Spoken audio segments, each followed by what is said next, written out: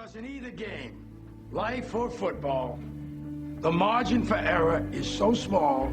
I mean, 1/2 a step too late or too early, and you don't quite make it. 1/2 second too slow, too fast, you don't quite catch it. The inches we need are everywhere around us. Hell yeah. They're in every break of the game, every minute, every second.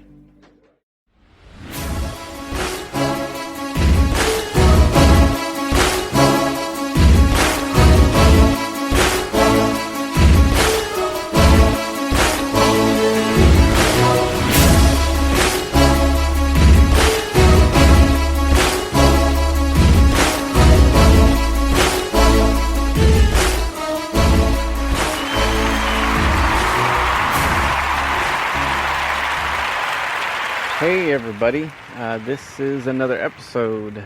We are on Diabetic Street. I just listened to a podcast for the first time. It was Anthony Robbins. I never listened to any of his stuff. Every once in a while, I would kind of check out something on Netflix a little bit at a time.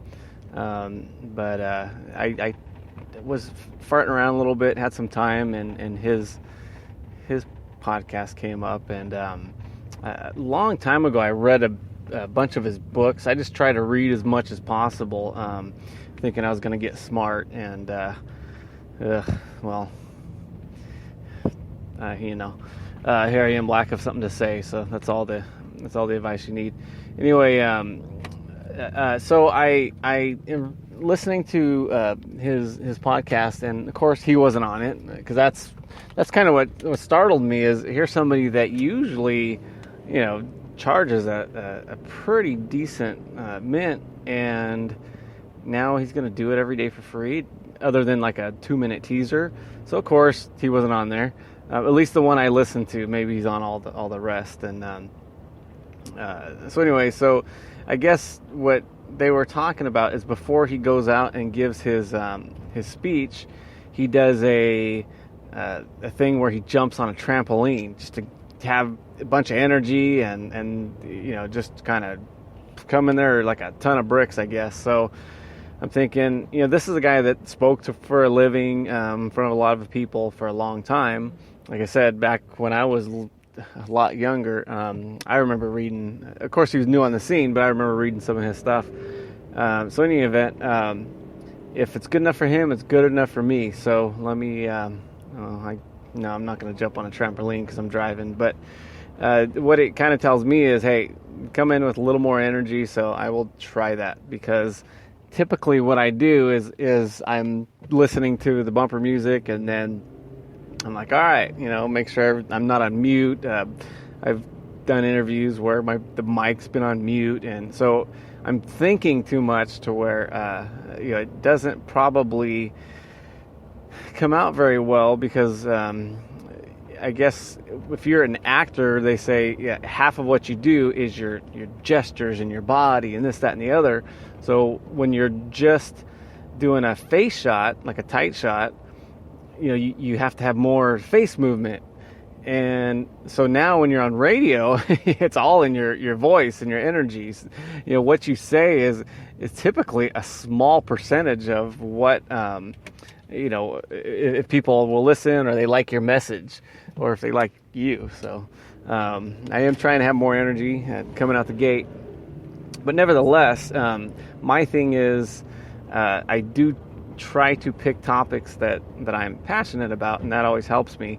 And one thing that I'm passionate about is diabetes and health.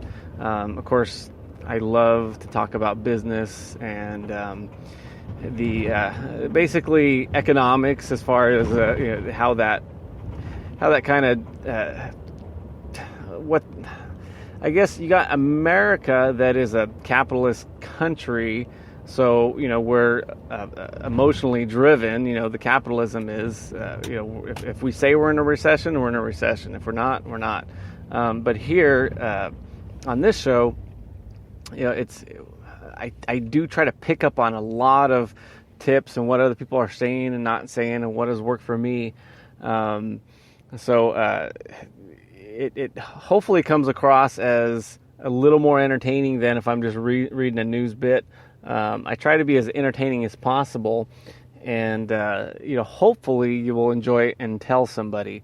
Hopefully you won't tell the most critical person, because I always say, remember the good stuff, forget the bad. So if somebody has something, they're gonna tell you, oh, this person, why are you listening to this person? Why are you listening to that person? You can easily say, hey, too much information has never killed anybody. But we could always be convinced by somebody like, oh yeah, I'm not going to listen to this person. And we could be talked out of a lot of things that we would normally do. I remember my dad, he had a little Miata, a rear-wheel drive, and somebody was making fun of him. And they said, oh, you're going through midlife crisis. And so he sold the Miata and got a piece of crap, I think Escort or something stupid, and I'm like, come on, Dad, it's your life, he kind of caved into, what somebody was, telling him. And it's like, no, just remember the stuff that's going to help you, the good stuff, and forget the bad, and because that person, believe me, if he can get a Corvette or something, he would, and he can care less about what people are saying. So a lot of it, I think, is just driven by maybe some jealousy or who knows. But the point is just, there's enough things in life making us feel, let me kind of go down another rabbit trail, is if you, people ask me, why don't you do drugs? And I tell them, well, it's not that I'm better than anybody. It's just, I never smoked weed in my life, never took a hit of a joint or anything like that. And it's not that I'm trying to win a brownie button. It's the fact that there's enough things in this life trying to make you feel like a loser. You don't need to add to it and do things that are attributed to losers, because it's your personal momentum that is being hurt. And, if you start to feel like a loser, you're going to start to, when you're on the fence about something, or if you could be depressed, and you can go either way. That's going to help you draw the wrong way. I always say if you're 2 steps ahead, you can afford to take a step back, but most people aren't 2 steps ahead. I believe I already went into detail on that in another podcast. So, all right, so I don't really have a guest today. I was supposed to speak with somebody, so maybe we'll do it tomorrow. And that always leaves me, ill prepared. But that being said, I think there's always something to talk about, because we always need some sort of push. We always need help to go in the right direction, because if you're going to go up, guess what? You're fighting gravity that much harder. It's easier to go downhill and ultimately into a spiral, and we'll wind up where we don't want to be. It's funny because, if you listen to people talk about, I remember when I first became a diabetic, they told me, okay, you need to log all of your meals, all of your carbs, log all of your insulin, and do all this stuff. And so you try to do it. You do it for like the first 3 meals, and then the second day you kind of skip 1, and the third day you skip 2, and eventually you stop doing it. And then what you do is you just cram right before you go to the doctors. You just make up a bunch of numbers, and then the doctor's probably rolling his eyes. He could tell. It's like, oh wow, you had the same pin the whole time. Usually, if it's over a month, you may have used a different pin. So just a note to yourself: use different pins if you're trying to fool somebody. So they have you do all this stuff, and I think a lot of us, and maybe even more so, like if you're a type 2 diabetic, and it was because you have bad habits, maybe bad eating habits, you're depressed, or you got this going on, that leads to type 2 diabetes. Well, now all of a sudden they want you to be this expert, pay attention to detail person where you got to log everything. You're like, wait a minute. I think a lot of times they don't understand the psyche of people that are not very pragmatic, and that's me. I do not log a lot of things down, so anyway, so I go to the store, grocery store, because I need lunch, and I wasn't gonna have time to eat out. So I figured I'll go to the store early. I'll get some things to eat, and there we go. So I walk into the store, and I buy a pre-made sandwich, and I get all the fixings for it and stuff. And I go to check out, and she's like, "Oh, would you like a sandwich card?" I'm like, "No, I think I'm pretty good." She's like, "Really? It adds up." And I'm thinking to myself, if I am, gonna take the time to fill out the stupid sandwich card, and then be thoughtful enough to always have this card with me, wouldn't I just be the type of person that just wakes up a little bit earlier or the night before and makes my sandwich and has everything ready to go? The whole reason I'm here is because I live life on the fly, unless I absolutely have to do something ahead of time, because I'm so busy and so distracted that I don't have that luxury of oh yeah, let me just fill out your information and keep it right here, and I'll be thinking of that ahead of time, and I'll make sure I stop into your store and get no. And I think for those type of people that works out great, but there's another set of people that don't log their blood sugars and don't do certain things.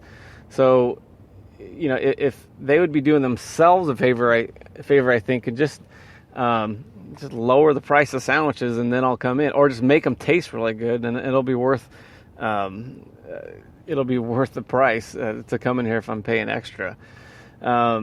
So yeah, if don't ever feel bad if you're not the type of person that comes in with a logbook full of information, and because to be honest with you, I think if you did all these things, then you would probably be a little bit healthier to begin with. If you could count your carbs, and you knew ahead of time to have your logbook, have your pen, well, then you know ahead of time to eat better. So in one hand, it probably, I don't know, maybe it's preventative medicine. They're like, okay, if he writes down his carbs, he's going to eat less carbs.